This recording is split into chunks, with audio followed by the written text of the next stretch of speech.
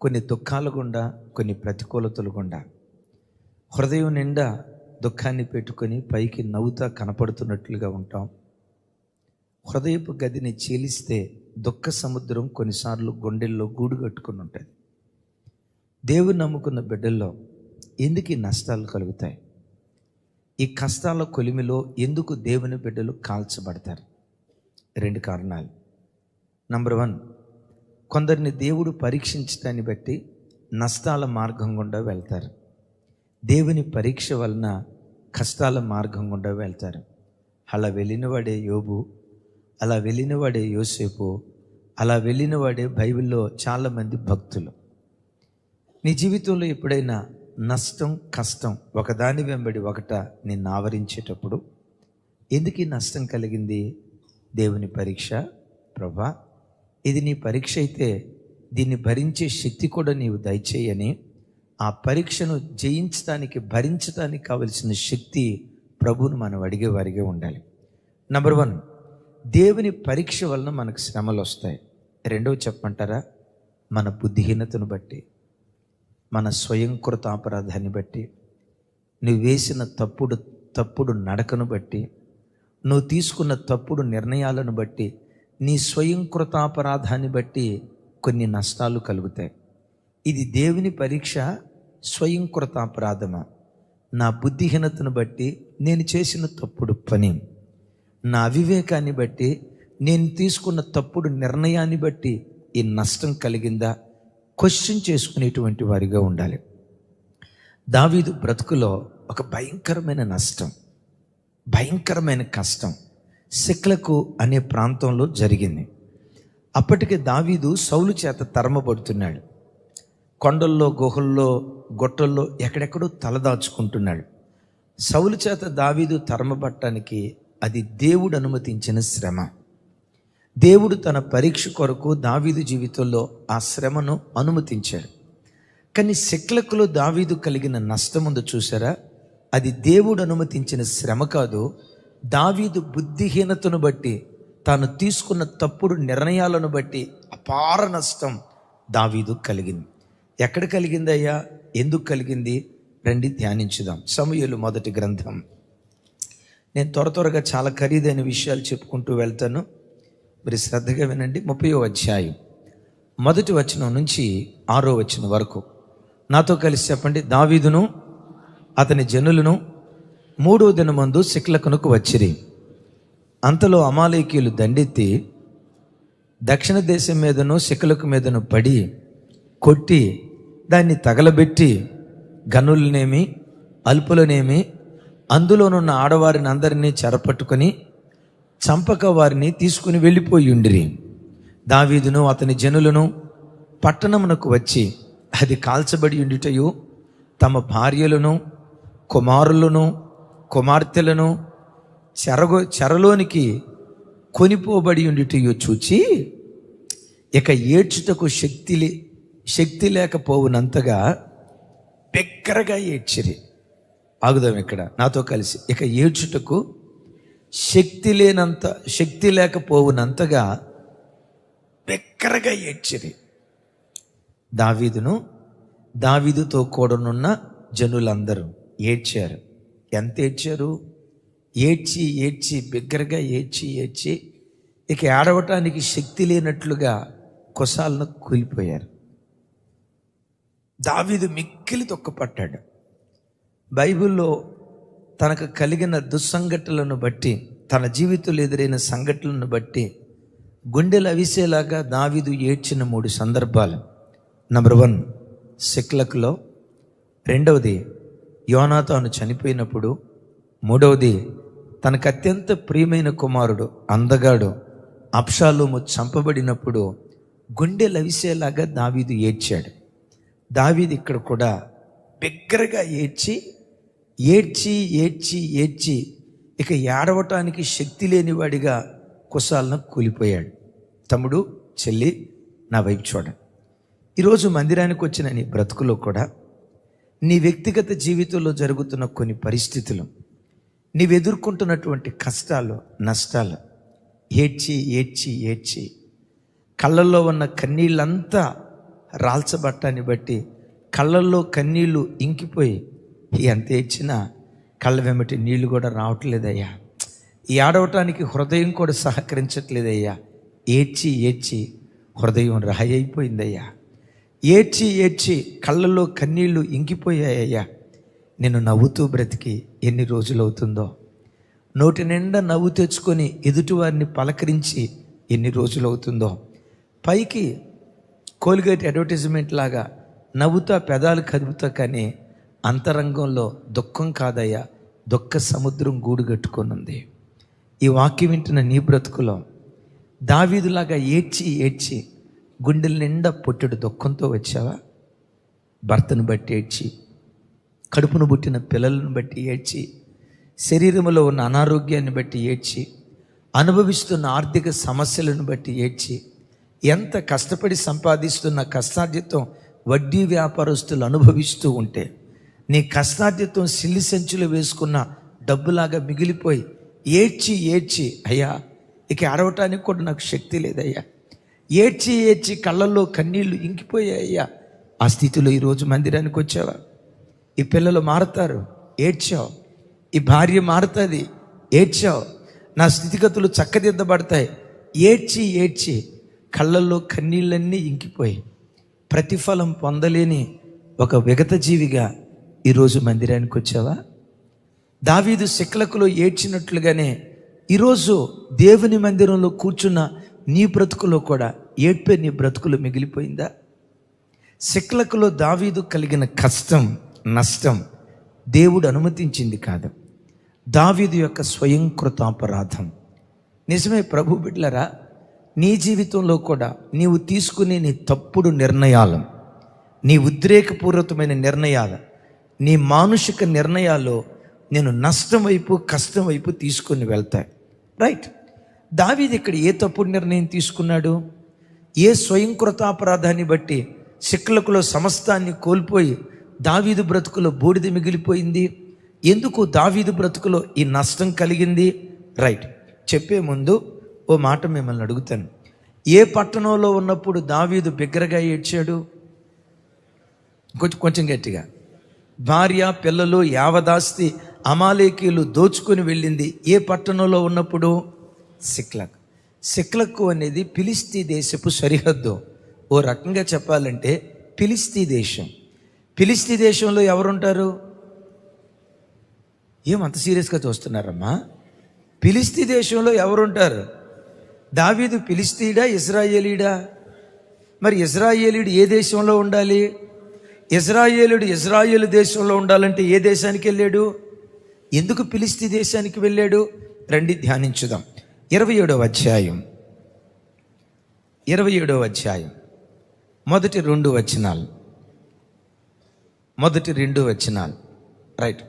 తరువాత అందరూ పెద్దగా చెప్పాలి. దావీదు, నేను ఇక్కడ నుండుట, ఇక్కడ నిలుచుట మంచిది కాదు. ఏదో ఒక దినమున నేను సౌలు చేత నాశనమగుదును. ఏమంటున్నాడు? ఏదో ఒక దినమున నేను సౌలు చేత నాశనమగుదును. నేను ఫిలిస్తీ దేశములోనికి తప్పించుకొని పోవుదును.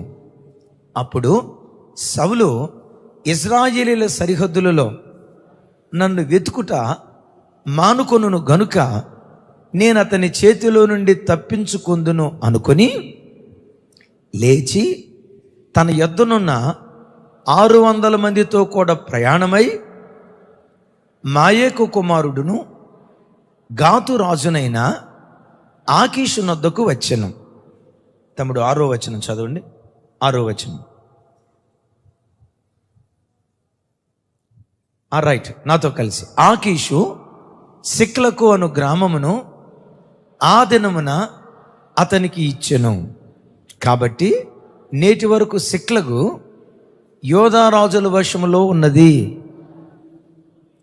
విన్నారా? సిక్లకు ఏ ప్రాంతానికి చెందిందని విన్నాము? ఫిలిస్తీ దేశం. దావీదు ఇశ్రాయేలు దేశం నుంచి ఎక్కడికి వెళ్తున్నాడు? ఫిలిస్తీ దేశానికి వెళ్తున్నాడు. ఎందుకు వెళ్తున్నాడు? తాను ఆలోచిస్తున్నాడు. నేను ఇక్కడ ఉండుట మంచిది కాదు. మొదటి వచనం, నేను ఇక్కడ ఉండుట మంచిది కాదు. ఏదో ఒక దినమున నేను సౌలు చేత నాశనమగుదును. నేను ఫిలిష్తీ దేశములోకి తప్పించుకొని పోయిన యెడల అతడు నన్ను వెదుకుట మానును. ఇక్కడ ఉండుట మంచిది కాదు. ఏదో ఒక దినాన సౌలు నన్ను చంపుతాడు నేనంట. నిశ్చయంగా నేను చంపబడతాను నేనంట. సౌలు దావీదుని వెతకటం ఇదే కొత్తసారా? ఇంతకు మునుపు కూడా వెతికాడా? చూడండి 23వ అధ్యాయం 14వ వచనం నాతో కలిసి. అయితే దావీదు అరణ్యములోని కొండ స్థలముల యందును జీపు అను అరణ్యమున ఒక పర్వతమందును నివాసము చేయుచుండెను. సౌలు అనుదినము అతనిని వెతికినను దేవుడు సౌలు చేతికి అతన్ని అప్పగించలేదు. చప్పలు కొడితే యేసయ్యకు స్తోత్రాలు చెప్దాం. రైట్. ఇప్పుడు నేను మిమ్మల్ని అడుగుతా, సౌలు దావీదును తరవటం ఇదేమన్నా కొత్తగా జరిగిందా? మునుపు నుంచి జరుగుతుందా? సౌలు దావీదును తరిమేది అప్పుడప్పుడా, అనుదినమా? అనుదినము వెతికిన దేవుడు సౌలు చేతిలో నుంచి దావీదును తప్పిస్తూ అతని చేతికి అప్పగించలేదు. దేవుని అద్భుతాన్ని ఎంత తనివితేర అనుభవించాడు కదా, దేవుని మహత్యాన్ని ఎంత తనివితేర అనుభవించాడు కదా. ఇప్పుడు సౌలు తరుముతున్నప్పుడు దావీదు ఏమని ఆలోచిస్తే బాగుండేది? గతంలో కాచిన దేవుడే ఇప్పుడు కూడా కాస్తాడు, గతంలో కాపాడిన దేవుడే ఇప్పుడు కూడా కాపాడుతాడు, గతంలో తప్పించిన దేవుడే ఇప్పుడు కూడా తప్పిస్తాడు అని అనుకుంటే బాగుండేది కదా. అనుకోలా. అనుకోకపోగా ఇప్పుడు ఏం చేస్తున్నాడు? అమ్మమ్మమ్మో, నేను ఇక్కడ ఉండుట మంచిది కాదు. ఏదో ఒక దినమున 27:1 ఏదో ఒక దినమున ఏదో ఒక దినమున ఏదో ఒక దినమున నేను సౌలు చేత, అయ్యో చెప్పాలి అంటే దావీదు ఇక్కడ విశ్వాసంలో ఏమైపోయాడు? బిడ్డలారా, ఇక్కడ కనపడుతున్న దావీదు సిక్కలకులో సమస్తాన్ని కోల్పోవటానికి కారణం ఏంటో తెలుసా? విశ్వాసములో సన్నగిల్లిన దావీదు. బిడ్డలారా, ఎప్పుడు జీవితంలో శరీరం కృషించిపోనే, ఆరోగ్యం కృషించిపోనే, చుట్టూత పరిస్థితులు రోజు రాజుకు దిగజారిపోనే, క్షీణదశకు వెళ్ళిన నీ గుండెల్లో ఉన్న విశ్వాసం రోజు రోజుకు అధికమయ్యేటట్లుగా దేవుని దగ్గర నువ్వు బ్రతకాలి. పరిస్థితులు ప్రతికూలంగా ఉన్నాయి, నేను కాదు అన్నా. పరిస్థితులు వ్యతిరేకంగా ఉన్నాయి, నేను కాదు అన్నా. విశ్వసించటానికి, నిరీక్షించటానికి ఆధారం లేని పరిస్థితులు కాదు అనను. అలాంటి పరిస్థితులు మానుషికంగా ఆలోచించుకో, మానుషికంగా నిర్ణయాలు తీసుకోకు, విశ్వాసంలో సన్నగిల్లిపోకు. విశ్వాసంలో రోజు రోజుకు నువ్వు అభివృద్ధి పొందాలంటే దీనికి ఒకటే మందు. వింటున్నారా? విశ్వాసంలో రోజు రోజుకు నువ్వు బలపడాలంటే దీనికి ఒకటే మందు. ఏంటా మందు తెలుసా? క్రైస్తవ జీవితంలో క్రైస్తవుడికి శ్రమలు కొత్త ఏమీ కాదు. ఈరోజు ఒక శ్రమ అనుభవిస్తూ మందిరానికి వచ్చావు, రైట్. మిమ్మల్ని అడిగే మాట, ఈరోజే కొత్తగా మీకు శ్రమ వచ్చిందా? పుట్టినప్పటి నుంచి, ప్రభువు నమ్ముకున్నప్పటి నుంచి చాలా శ్రమలు వచ్చాయా? ఏమండి, రక్షించబడినప్పటి నుంచి మీ జీవితంలో శ్రమలు వచ్చాయా లేదా? అయ్యయ్యో నాకు శ్రమలు రాలేదండి, పుట్టినప్పటి నుంచి, రక్షించబడినప్పటి నుంచి నా బ్రతుకంతా 3 పువ్వులు 60 కాయలేం కాదు తల్లి. 3 పువ్వులు 60 కాయలుగా మా జీవితం ఉంది. ఎవడు చెప్పగలడు ఈ మాట? ఎవడు చెప్పగలడు ఈ మాట? పుట్టిన నాటి నుండి నేటి వరకు ఎన్నో సమస్యలు గతంలో నీకు ఎదురయ్యాయి. ఒక మాట అంట, గతంలో ఎన్నో శ్రమలు ఎదురయ్యాయి కదా, ఏ శ్రమలోనైనా దేవుడు నిన్ను విడిచిపెట్టాడా? ఏ శ్రమలోనైనా నిన్ను ఒంటరి చేశాడా? ఏ శ్రమలోనైనా నీ సావు నువ్వు సావరా, నీ బతికేదో నువ్వు బతుకు అని దేవుడు విడిచిపెట్టాడా? నీ పోరాట భూమిలో దేవుడు అడుగుపెట్టి నీ పక్షాన యుద్ధం చేసి శత్రువుకు అపజయం, నీకు విజయాన్ని ప్రసాదించి జయోత్సవంతో ఊరేగించాడా? అపజయానికి దేవుడు నిన్ను అప్పగించాడా? కూర్చొని గతంలో నీ పట్ల చేసిన కార్యాలు పదే పదే తలపోయి, నా పిల్లలు అనారోగ్యంతో ఉన్నప్పుడు, వాడు హాస్పిటల్లో చావు బ్రతుకుల మీద కొట్టుమెట్టాడుతున్నప్పుడు డాక్టర్ అన్నాడు కదా 24 గంటలు గడిచేదాకా ఏం చెప్పలేం, అల్లాడిపోయి ఏడ్చావు కదా. అలాంటి మరణకరమైన స్థితిలో, మరణంలో నుండి జీవంలోనికి నీ పిల్లల్ని దేవుడు దాటించలేదా? ఆ రోజు చేసిన కార్యాన్ని పదే పదే గుర్తుకు తెచ్చుకొని ఈరోజు ఏ చిన్న అనారోగ్యం వచ్చినా, ఈరోజు ఏ చిన్న సమస్య వచ్చినా, ఆ రోజు తప్పించిన దేవుడే ఈరోజు కూడా తప్పిస్తాడు. ఆ రోజు అద్భుతం చేసిన దేవుడే ఈరోజు కూడా తప్పిస్తాడని నీలో ఉన్న విశ్వాసాన్ని రోజు రోజుకు నువ్వు బలపరుచుకుంటూ రావాలి. యేసయ్యకి మహిమ కలుగును గాక. అయితే దావీదు ఇక్కడ విశ్వాసంలో బలహీనుడైపోవటానికి ఒక మాట, దావీదును పూర్తిగా ఇక్కడ తప్పు పట్టలేం, కానీ దావీదు చుట్టూతో ఉన్న సమస్యలు అంత భయంకరమైనవి. ఏంటి? సౌలు సుమారుగా 14 సంవత్సరాల నుంచి తరుముతున్నాడు. తరుముతూ ఇప్పుడు దావీదు ఎక్కడికి వచ్చాడు చెప్పండి? సిక్లకు. నోరు తెరిచి చెప్పండి. సిక్లకు అనే పేరుకున్న అర్థం ఏంటంటే ఇనప కొలిమి. ఒకసారి చెప్పండి పెద్దగానండి. ఇప్పుడు మన పొయ్యిలో వంట చేసుకుంటాం కదా, పొయ్యిలో వంట చేసుకునే చోట టెంపరేచర్ కానీ, బంగారం కరిగించడానికి అక్కడుండే టెంపరేచర్ వేడి కానీ, ఇనప కొలిమిలో ఉన్న టెంపరేచర్ కానీ, వీటిలో హై టెంపరేచర్ దేనిలో ఉంటుంది అంటే ఇప్పుడు దావీదు పరిస్థితి ఇప్పుడు ఎక్కడుందంటే అదే పెనం మీద నుంచి నిప్పుల్లో పడ్డట్లుగా రోజు గడిచే కొద్దీ దావీదు బ్రతుకులో శ్రమ ఎక్కువ అవుతుంది. ఇప్పుడు ఇనప కొలిమిలో పడ్డాడు. ఏంటయ్యా 14 సంవత్సరాల నుంచి తరుముతూ ఉంటే దావీదును చంపట్లా, అలాగని సౌలు చావట్లా. వింటున్నారా? దావీదు చచ్చిపోట్లా, సౌలు చావట్లా. రోజు తరుముతున్నాడు. 14 సంవత్సరాల నుంచి ఒకే సమస్య వేధించడాన్ని బట్టి దావీదు విశ్వాసంలో సన్నగిలిపోతున్నాడు. ఈ వాక్యం వింటున్న బిడ్డలారా, మీ జీవితంలో కూడా కొన్ని ఏండ్ల నుంచి ఒకే సమస్య కొరకు ప్రార్థన చేసి నా కొడుకు మారాలి, నా కూతురు మారాలి, నా ఇంట్లో ఉన్న ఈ సమస్య తొలగిపోవాలి, మూయబడిన నా గర్భం తెరవబడాలి, నా ఇంట్లో దేవుడి కార్యం జరిగించాలి, ఈ అద్భుతమైన ఆధ్యాత్మిక వాతావరణం నా ఇంటిలో చూడాలని రోజుల పాటు కాదు, నెలల పాటు కాదు, సంవత్సరాల పాటు ఏడ్చి ఎంత ప్రార్థన చేసినా జవాబు రాకపోయేసరికి విశ్వాసంలో సన్నగిలేవా? ప్రార్థన జీవితంలో సన్నగిలేవా? దేవుని మీద ఆనుకునే విషయంలో సన్నగిలేవా? ఈరోజు ప్రభు నీతో మాట్లాడుతున్నాడు. ఈరోజు ప్రభు నిన్ను హెచ్చరిస్తున్నాడు. కార్యాలు దూరమయ్యే కొలది విశ్వాసంలో మరెక్కువగా బలపడేటట్లుగా విశేష కృప దేవుడు మన మీద కుమ్మరించునుగాక. గట్టిగా చెప్దాం ఆమేన్. ఒకప్పుడు దావీదు పాడిన పాట చూడండి. ఇప్పుడు సౌలు తరుముతూ ఉంటే అయ్యో నేను ఇక్కడ ఉండటం మంచిది కాదు, ఫిలిష్తీ దేశానికి వెళ్తే నన్ను తరుముట మానతాడు అని ఈరోజు ఇంత సన్నగిలిన మాట అన్నాడే. ఒకప్పుడు దావీదు పాడిన పాట ఏంటో తెలుసా? 10,000 మంది సైన్యము దండెత్తి వచ్చి నా ఇంటి చుట్టూతో మోహరించినా నేను భయపడను, ధైర్యము విడవను. కారణం ఏంటో తెలుసా? యెహోవాయే నా ప్రాణదుర్గమై ఉన్నాడు. ఏమన్నాడు? అయ్యో పెద్దగా చెప్పాలి. యెహోవాయే నా ప్రాణం ఎక్కడుంది? నా ప్రాణం చుట్టూతో దేవుడు దుర్గంగా ఉన్నాడు. ఒకవేళ శత్రువు నా ప్రాణం తీయాలి అంటే దుర్గమై ఉన్న దేవుణ్ణి దాటాలి. దేవుణ్ణి దాటగలిగిన శక్తి సృష్టిలో ఎవడికొంది? నా దేవుణ్ణి ఎవడు దాటలేడు. ఎట్ దట్ సేమ్ టైం నా ప్రాణాన్ని ఎవ్వడు తీయలేడు అని ఏమంటాడు తెలుసా? యెహోవా తమ్ముడు చూడు ఆ మాట చూయించు.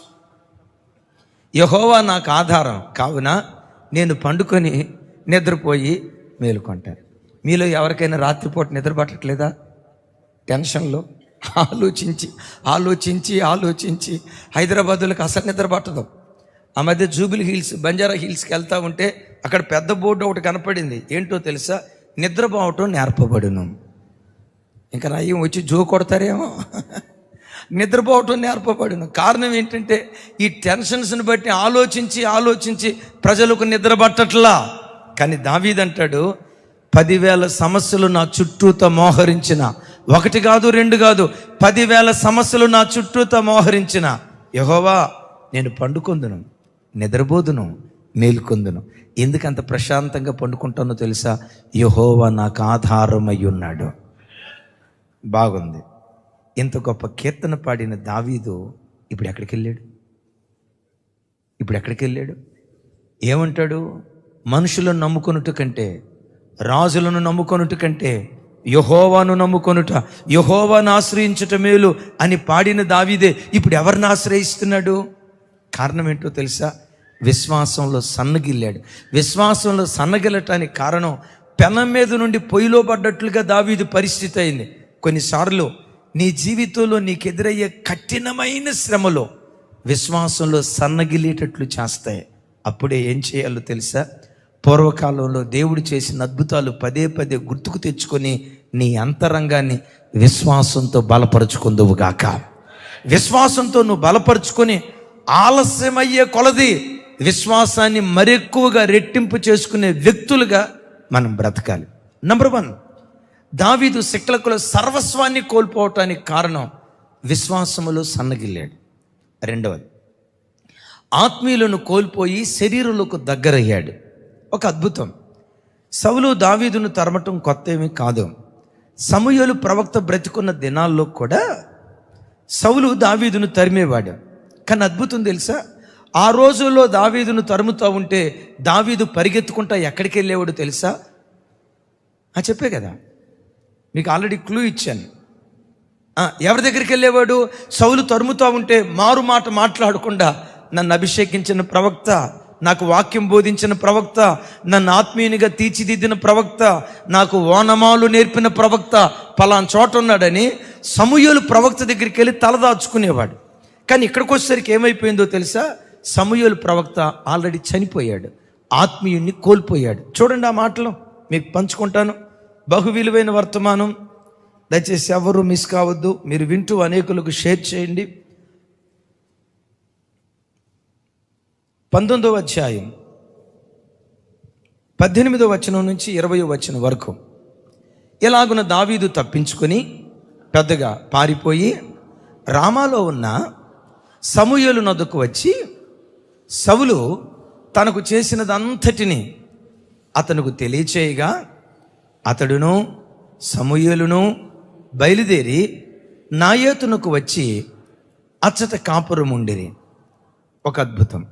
బిడ్లరా, నీకు ఎప్పుడైనా కష్టం వస్తే, జీవితంలో ఎప్పుడైనా నష్టం వస్తే ఆత్మీయుని వెతుక్కుంటూ వెళ్ళాం. అక్క, నా ఇంట్లో ఈ కష్టం ఉంది, ప్రార్థన చేయరా? అన్నా, మా ఇంట్లో ఈ దుఃఖం ఉంది, ప్రార్థన చేయరా? దైవజనుడా, దైవజనురాలా, మా ఆత్మీయ తల్లిదండ్రులారా, మా ఇంట్లో ఈ కష్టం ఉంది, మా కొరకు ప్రార్థన చేయరా అని శ్రమలో ఆత్మ సంబంధమైన సహవాసాన్ని వెతికేటువంటి వారిగా ఉండాలి. పెద్దగా చెప్దాం ఆమెన్. పొరపాటున శరీర సంబంధుల దగ్గరికి వెళ్ళొద్దు, చుట్టాల దగ్గరికి వెళ్ళొద్దు, రక్త సంబంధీకుల దగ్గరికి వెళ్ళొద్దు. ఎవరు ప్రార్థన పరులో, ఆత్మ సంబంధమైన మనసు కలిగిన వారు, ఆత్మ సంబంధమైన మనసు కలిగిన వారి యొద్దకు వెళ్తే ఆత్మీయ ఆలోచనలు ఇస్తారు. శరీర సంబంధుల దగ్గరికి వెళ్తే ఖాళీ పూర్తి చేయండి, ఆత్మీయ ఆలోచనలు. ఎవరురా మనిషి? శరీర సంబంధుల దగ్గరికి వెళ్తే శరీర సంబంధమైన ఆలోచనలు ఇస్తారు.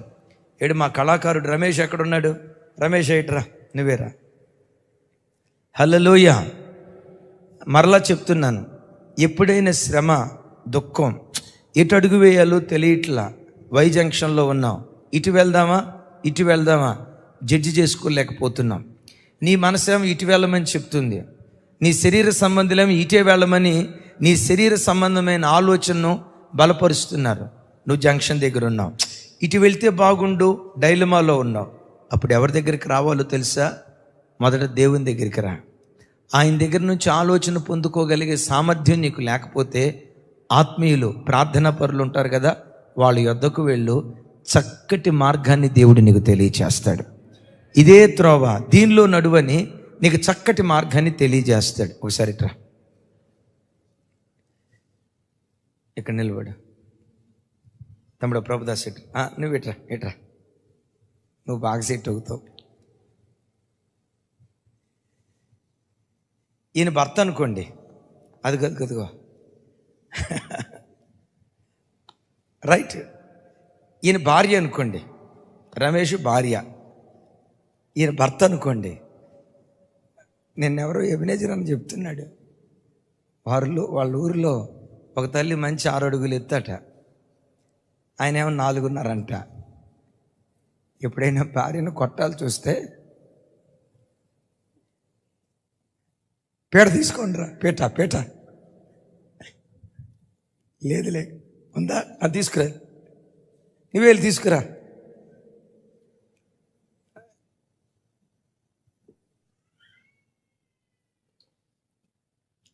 రైట్, అదే పీట తీసుకురా. అరే ఏమని చెప్పు అక్కడ, ఎక్కువ పీట. ఏయ్,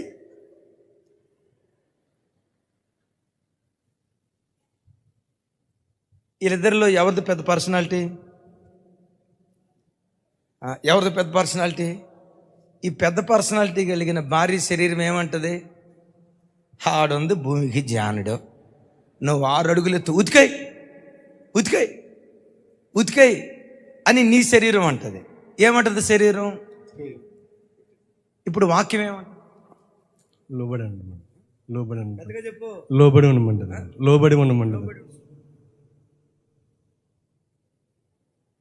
ఏసా ఇంకో దెబ్బ అట్లా కొడితే ఎట్లా?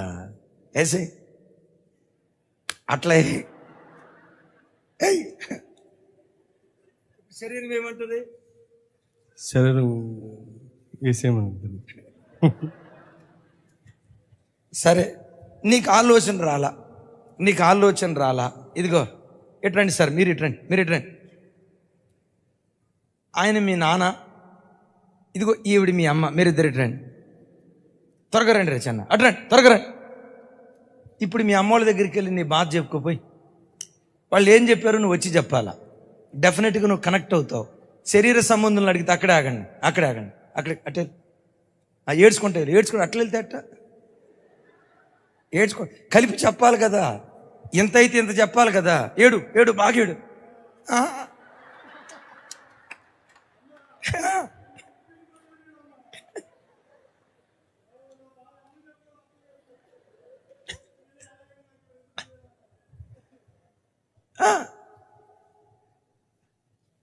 ఏమన్నారు ఇప్పుడు? రా, చెప్పారు, వాళ్ళు చెప్పాల్సింది చెప్పారు, నీకు తెలుసులే, రా. మీ అమ్మ వాళ్ళు ఏం చెప్పారు? పెద్ద చదువుకుని వచ్చామని చెప్పారు. పెట్టే బేట. ఇంకోటి, పోలీస్ స్టేషన్కి వెళ్ళి కేసు పెడతాం రమ్మని చెప్పారు. పోలీస్ స్టేషన్లో. అదే మా దగ్గరికి రండి, నా దగ్గరికి వచ్చేయడు.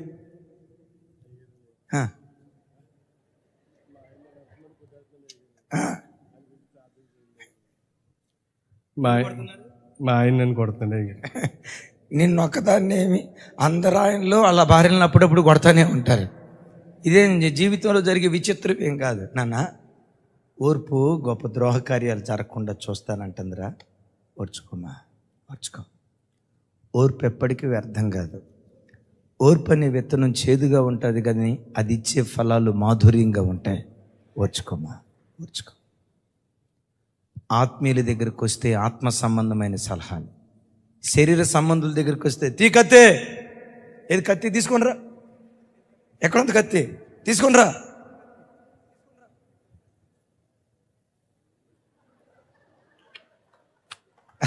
అది పొద్దుటి కత్తి, అది ఇప్పుడుది కాదు, పొద్దుటి కత్తి కాదు. వేసే ఇప్పుడు ఏమంటుందో తెలుసా?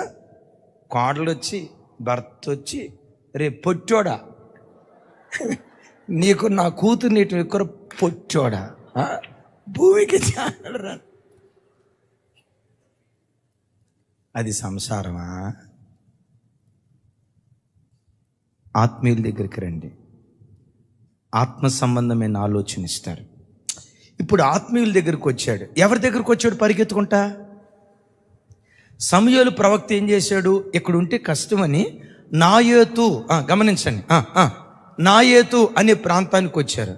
ఈడెంత మూర్ఖుడో తెలుసా? సౌలు ఎంత మూర్ఖుడో తెలుసా? సమూయేలు ప్రవక్త దగ్గర ఉన్నాడన్న సంగతి తెలుసుకొని మీరు ఏం చేస్తారో తెలియదు, దావీదు గారిని తీసుకొచ్చేసేయండి. అయ్యా, మరి సమూయేలు ప్రవక్త అడ్డగిస్తే నెట్టేసేయండి, ప్రవక్త లేదు.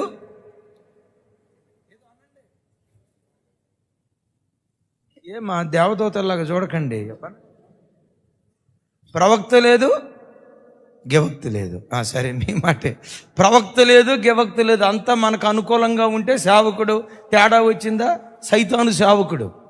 విన్నారా? అంత అనుకూలంగా ఉంటే అన్నా, అక్క, తేడా వచ్చిందా? అక్క కాదు, కుక్క. ఇది మనుషుల మనస్తత్వం. తీసుకురా అన్నాడు. విచిత్రం ఏంటో తెలుసా? ఇటు దావీదు ఎక్కడున్నాడు? ఎవరి ఇళ్ళల్లో దావీదు? ఎట్రా మీరు వెళ్ళిపోండి, మీరిద్దరు వెళ్ళిపోండి. ఇప్పుడు ఈయన దగ్గరికి వచ్చాడు. సార్ మీరు ఇద్దరు రండి, ముగ్గురు రండి. ఇప్పుడు వీళ్ళిద్దరు కలిసి ఏం చేస్తున్నారో తెలుసా? భాషలో వీళ్ళిద్దరు కలిసి ఏం చేస్తున్నారో తెలుసా? ప్రార్థన చేసుకుంటూ ఉన్నారు, ప్రవచిస్తూ ఉన్నారు, భాషలు మాట్లాడుతూ ఉన్నారు, పాట పాడుతూ ఉన్నారు. ఏమని? హల్లెలూయా స్తుతి మహిమ ఎల్లప్పుడు దేవ్, హల్లెలూయా స్తుతి మహిమ పాడు.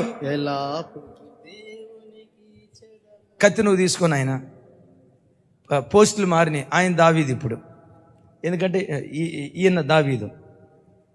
పాటలు పాడు, ఏదో ఒక పాట పాడు. నా దీపము యేసయ్యా నీవు వెలిగించిన ఆత్మ, పరిశుద్ధాత్ముడా నీతో నడిపించు అని వీళ్ళిద్దరు శుభ్రంగా భాషలు మాట్లాడతా పరిశుద్ధాత్మతో నింపబడి గంతులేస్తా ఓ ప్రభువుని ఆరాధిస్తూ ఉన్నారు. సౌలు ఏం చేశాడో తెలుసా? దావీదును పట్టుకురండి, రండి రండి, కత్తులు తీసుకొని రండి, అక్కడ ఆగండి. ఇక ఆడకు వచ్చిన తర్వాత ఏం జరిగిందో తెలుసా? విచిత్రం. బైబిల్లో ఏమంటారు, మైండ్ బ్లోయింగ్ ఇష్యూ ఇక్కడ జరిగింది. దావీదును పట్టుకోవటానికి అక్కడికి వచ్చిన తర్వాత వీళ్ళు చేస్తున్న ప్రార్థన ప్రభావం, ప్రవచనాల ప్రభావం, పరిశుద్ధాత్మ ప్రభావం వాళ్ళను తాకి అంత దూరంలో ఉండటంతో వాళ్ళు కూడా పాట పాడటం స్టార్ట్ చేశారు. ఏమనో తెలుసా? నా దీపము యేసయ్యా వెలిగించిన సుడిగాలిలోనైనా జడివానలో ఎవడో కపురు తీసుకెళ్ళాడు. అయ్యా దావీదును పట్టుకురమ్మని నువ్వు పంపించిన వాళ్ళు దావీదుతో కలిసి పాటలు పాడుతూ ప్రభువుని ఆరాధిస్తున్నారయ్యా. దావీదు ఏం చేశాడు తెలుసా? వీళ్ళు కాదు, అయితే ఇంకొకళ్ళని పంపిస్తానని ఇంకొక బ్యాచ్ వచ్చారు. ఇంకొక ఇద్దరు రండి నాయన పైకి, మీరిద్దరు రా, ప్రభుదాసు నువ్వేరా, తమ్ముడు రాంబాబు రా. అది వాళ్ళిద్దరు వచ్చారు. ఇక వీళ్ళు కొంచెం పెద్ద పర్సన్, వీళ్ళు పెద్దాటిని చిన్నాటిని చంపుకొని తిన్నవాళ్ళు, మామూలు బ్యాచ్ కాదు. రైట్, ఈ బ్యాచ్ వచ్చారు. ఈ బ్యాచ్ వచ్చి తీసుకొద్దామని చెప్పి ఆవేశంతో వచ్చారు. వీళ్ళు కలిసి పాటలు పాడుతున్నారు. రైట్.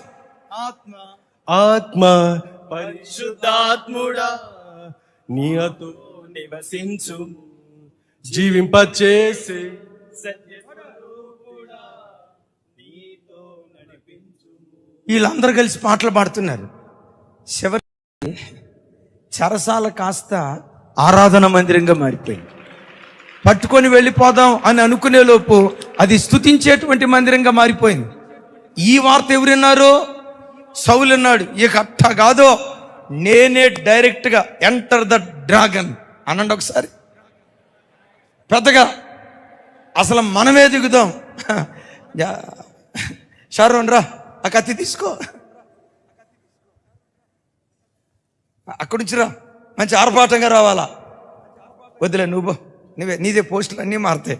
కిరీటం పెట్టుకొని రా, ఎక్కడో నీ కిరీటం ఉంటుంది. మామూలుగా రాలా. ఎలా వచ్చాడో తెలుసా? కిరీటం ధరించి, ఖడ్గాన్ని ధరించి దావీదు గడు అంతు దాల్చాలా. వాళ్ళంటే పిచ్చి మహారాజులు కాబట్టి భాషలు మాట్లాడారు. వాళ్ళు పిచ్చి మహారాజులు కాబట్టి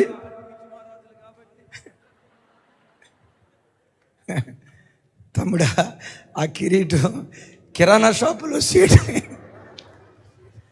సరే ఓకే, అర్రా మామూలుగా రావద్దు అసలు. ఎత్తుకో పాట, డాన్స్ చేయాలిక, కిరీటం పడిపోవాలా, కత్తి పడిపోవాలా. చివరికి బైబిల్లో ఏమని రాసిందో తెలుసా? సౌలు కూడా పరిశుద్ధాత్మతో నింపబడి భాషలు మాట్లాడుతూ ప్రవచిస్తూ ఉంటే ఆ ప్రవచనంలో ఒంటి మీద బట్టబోయిందట. ఒంటి మీద బట్టబోయి అలా ప్రవచిస్తూ సంపాలన వచ్చిన వాడు ఏమని పేరు పొందాడో తెలుసా? సౌలు ప్రవక్తలలో ఒకడుగా ఉన్నాడు అనే సాక్ష్యం పొందాడు. ఓ మాట వింటారా? నీ ఇంట్లో ఎప్పుడు నిరంతరం ఆ ప్రార్థన జరుగుతావు, ఆ ప్రార్థన ప్రభావం నీ ఇంటి చుట్టూతో ఉన్న వ్యక్తులను తాకేటట్లుగా దేవుడు కృప చూపిస్తాడు. ఎవడైనా నీకు కీడు చేయాలని నీ ఇంటి వాకిటి దగ్గరికి వస్తే వాకిట్లో అడుగుపెట్టే లోపే శత్రువు కాస్త మిత్రువయ్యేటట్లుగా దేవుడు కార్యం చేస్తాడు. ఎప్పుడో తెలుసా? ఆ ప్రభావం మన ఇంటిని ఏలుబడి చేయాలి. ఆ ఆత్మీయ వాతావరణం మన ఇంటిని ఏలుబడి చేయాలి. యేసయ్యకు మహిమ కలుగునుగాక. బిడ్డలారా, మీ ఇంటికి వచ్చి పోయే వ్యక్తులు పోసుకోలు ముచ్చట్లు మాట్లాడే వాళ్ళు మీ ఇంటికి రానియకండి. వాళ్ళు వచ్చారా, సిస్టర్ ప్రైజ్ లాడ్ సిస్టర్, నేను ప్రార్థనలో ఉంటాను, వెళ్ళేసిరండి. అయినా పాటలేదా, నాకు అర్జెంటుగా బయట పని ఉంది, నేను తాళం వేసుకొని వెళ్ళాలని తాళం వేసుకొని వెళ్ళండి. లోకప్ మాటలు మాట్లాడే వాళ్ళతో అసలు ఎంటర్టైన్ చేయొద్దు. వాళ్ళతో కొద్దిసేపు మాట్లాడటానికి కూడా ఇంట్రెస్ట్ చూపించొద్దు. ఎందుకో తెలుసా? ఇనుముతో ఇనుము పదునవుతుంది. జ్ఞానులు సహవాసం చేయవాడు జ్ఞానిగా మారుతాడు. పరిశుద్ధులతో నువ్వు సహవాసం చేస్తే నువ్వు పరిశుద్ధురాలిగా మారుతావు. జ్ఞానులతో నువ్వు సహవాసం చేస్తే నువ్వు జ్ఞానిగా మారుతావు. ప్రార్థనా యోధులతో నువ్వు సహవాసం చేస్తే దేవుని కృప నీవు ప్రార్థనా యోధుడిగా మార్చబట్టానికి దేవుడు కృప చూపిస్తాడు. ఇనుము చేత ఇనుము నీ భక్తికి పదును ఎప్పుడు వస్తుందో తెలుసా? నీ భక్తికి సమమైన వాళ్ళు ఉంటారే, నీ భక్తికి ధీటైన వాళ్ళు ఉంటారే, నీలాంటి ప్రార్థన పరులు ఉంటారే. ఇనుముతో ఇనుము ఇనుము ఇనుము రాసుకుంది అనుకోండి. చెప్పాలి. రాయి రాయి రాసుకుంటే రాయి పడుతుందా? ఎవరురా మనిషి? రాయి రాసుకుంటే నిప్పు పడుతుంది. ఇనుము ఇనుము రాసుకుంటే పదునవుతుంది. సన్నాసి రాసుకుంటే బూడిద రాలిద్ది. సన్నాసులతో తిరక్కో, సన్నాసి బ్యాచ్తో కలిసి కూర్చోకో. ఇది సన్నాసి బ్యాచ్. ఎప్పుడు లోక మాటలు మాట్లాడతారు, లౌకికమైన మాటలు మాట్లాడే సన్నాసి బ్యాచ్ అని నీకు తెలిసిందా? ఒక్క క్షణం కూడా వాళ్ళ దగ్గర కూర్చోవటానికి ఇష్టపడకో. అందుకని పౌలు గారు తిమోతితో అంటాడు కదా, తిమోతి, యవనేచ్ఛలను విసర్జించి ప్రార్థన చేయు వారితో కూడా నీతిని, భక్తిని, విశ్వాసమును వెంటాడు అంటాడు. చప్పలు కొడుతూ స్తోత్రాలు చెప్దాం. నువ్వు ఉండు నాయన. యేసయ్యకు మహిమ కలుగును గాక.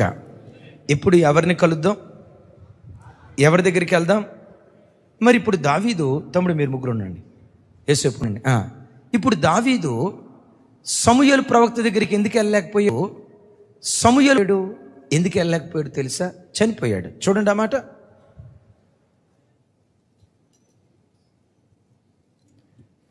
25వ అధ్యాయం 1వ వచనం.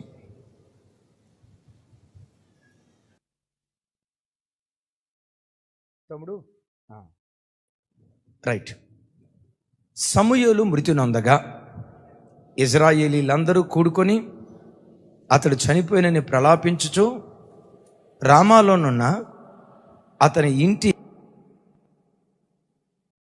తర్వాత దావీదు లేచి పారాను అరణ్యమునకు వెళ్ళెను. సమూయేలు ప్రవక్త చనిపోయింది ఎప్పుడు? ఏ అధ్యాయంలో? 25వ అధ్యాయంలో. దావీదు ఫిలిష్తీ దేశానికి వెళ్ళింది ఏ అధ్యాయంలో? సిక్లకు వెళ్ళింది ఏ అధ్యాయంలో? 27వ అధ్యాయంలో. అంటే అప్పటికి సమూయేలు ప్రవక్త ఏమయ్యాడు? చనిపోయాడు. బిడ్డలారా, నీ జీవితంలో ఎప్పుడు రే తల్లి ఈ మార్గంలో నడువమ్మా, ఇది నీకు మంచిది, ఎలా చేయొద్దు, ఇది నీకు నష్టం కలుగుతుంది, నీ పిల్లల వివాహ విషయంలో, నీ ఉద్యోగ విషయంలో, బాబు నాన్న అలా వెళ్ళొద్దు, ఇది నీకు నష్టం కలిగిద్ది అని నీకు మార్గాన్ని నిర్దేశించే ఆత్మ సంబంధమైన నాయకులను జీవితంలో ఎప్పుడు కోల్పోకో. విన్నారు ఈ మాట? నీ లైఫ్లో నిన్ను గైడ్ చేసే ఒక టార్చ్ లైట్, ఒక టార్చ్ బేరర్, ఈ మార్గంలో నువ్వు నడువని నీకు మార్గాన్ని చూపే ఆ నాయకులను, ఆత్మ సంబంధమైన వ్యక్తులను ఎప్పుడు కోల్పోకు. ఇప్పుడు దావీదు బాధ ఏంటో తెలుసా? దాని బాధ చెప్పుకోవటానికి ఆత్మీయ నాయకుడు లేకుండా అయిపోయాడు.